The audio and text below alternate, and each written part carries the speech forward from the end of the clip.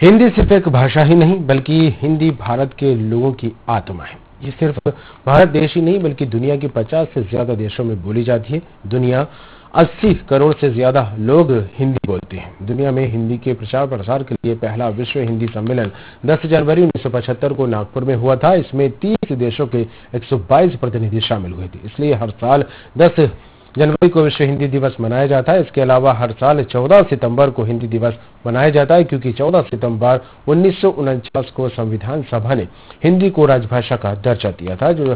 तो चलिए एक नजर डालते हैं हिंदी भाषा के जन्म और उसकी विकास यात्रा पर।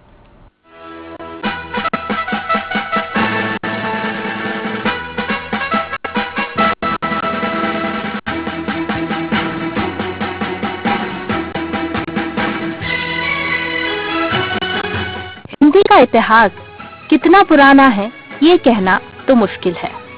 हिंदी का इतिहास संस्कृत की भांति ही प्राचीन है। हिंदी संस्कृत की बेटी है, इसलिए हिंदी के सारे स्वर, व्यंजन, मात्राएं आदि संस्कृत के समान है।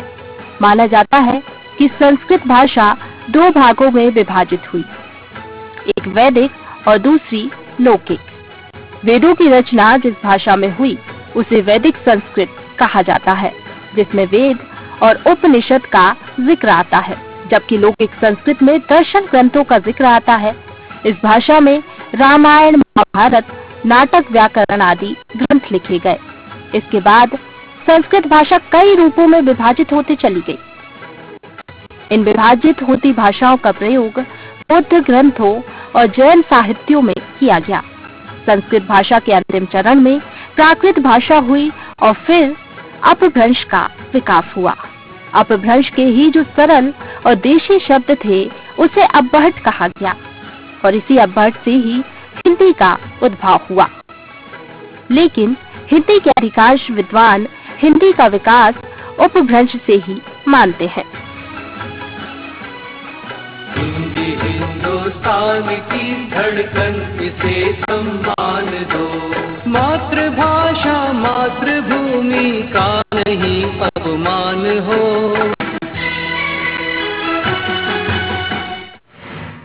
हिंदी का विकास अपभ्रंश से हुआ।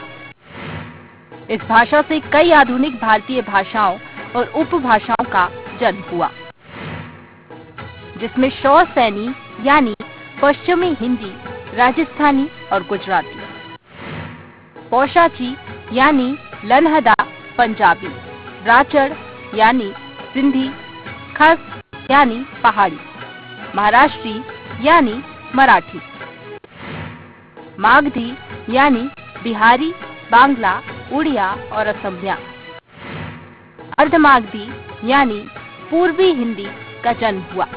समय के साथ साथ साम्राज्यों और जीवन शैली का क्षेत्रीय विकास हुआ और तब क्षेत्रीय भाषाएं अस्तित्व में आई और सभी क्षेत्रीय भाषाएं हिंदी की बेटियां और संस्कृत की पौत्री हैं।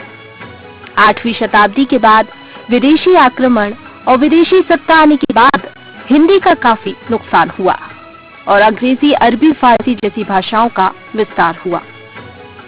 विदेशी शासकों की हमेशा से नीति रही फूट डालो, शासन करो। इसलिए उन्होंने हिंदी का दमन किया और क्षेत्रीय भाषाओं को बढ़ावा दिया। लेकिन फिर समय बदला और जब स्वतंत्रता आंदोलन शुरू हुआ तो एक संपर्क भाषा की आवश्यकता पड़ी। महात्मा गांधी की मातृभाषा गुजराती थी, लोकमान्य तिलक की मातृभाषा मराठी थी, नेताजी सुभाष चंद्र की मातृभाषा बंगाली थी। यानी ज्यादातर सभी स्वतंत्रता सेनानियों की अपनी अपनी अलग अलग मातृभाषाएं थीं, लेकिन सभी ने हिंदी के प्रचार प्रसार पर जोर दिया। इसी के साथ हिंदी की पुनर्स्थापना का काम शुरू हुआ। 1918 में सबसे पहले गांधी जी ने हिंदी को राष्ट्रभाषा बनाने का प्रस्ताव रखा था। काका कालेलकर, हजारी प्रसाद द्विवेदी, सेठ गोविंद दास जैसे कई महापुरुष इस प्रस्ताव के सदस्य थे। फिर तमाम प्रयासों के बाद 14 सितंबर 1949 को हिंदी को भारत की राजभाषा घोषित कर दिया गया। एक विडंबना ये भी है कि हिंदी आज भी राजभाषा ही है।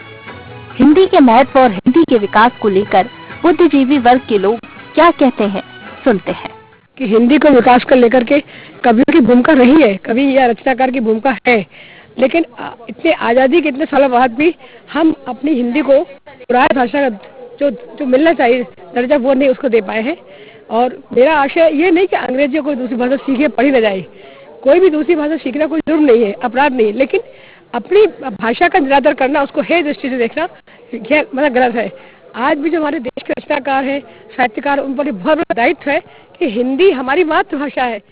विशेषकर हिंदी के संदर्भ में साहित्य अकादमी या साहित्य परिषद की जब हम चर्चा करते हैं तो इसका प्रारंभ बहुत पहले मध्य प्रदेश में हुआ और मुझे ऐसा लगता है कि तो हम 3 दशक का इतिहास कह सकते हैं।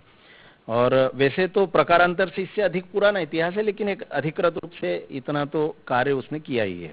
तो कुल मिलाकर के ये 5-7 जो बोलियां हैं उनका विकास करना है और हिंदी भाषा का विकास करना है। हिंदी और संस्कृत ऐसी 2 भाषाएं हैं जिनके साथ भारत का इतिहास जुड़ा हुआ है, भारत का मूल जुड़ा हुआ है। तो हिंदी जितना उपयोग किया जाए उतना महत्वपूर्ण है। आप अनेकों महापुरुषों को देखिए, हिंदी के कारण वो विशेष रहे। मैं एक उल्लेख करना चाहता हूं कि सदी के महानायक अमिताभ बच्चन सदैव हिंदी में बात करते हैं। हम ये मान सकते हैं कि 14 तारीख को मनाने के साथ साथ हम अन्य क्षेत्रों में भी हिंदी के उपयोग को, मुझे बहुत खुशी होती है ये जान करके कि हमारे जो कोर्सेज हैं, जो जैसे मेडिकल है, इंजीनियरिंग है, इन सब के बारे में एक चर्चा चलती रहती है कि इनके कोर्सेज हिंदी में होना चाहिए। हिंदी हिंदुस्तान की धड़कन, इसके सम्मान दो। मातृभाषा मातृभूमि का नहीं अपमान हो।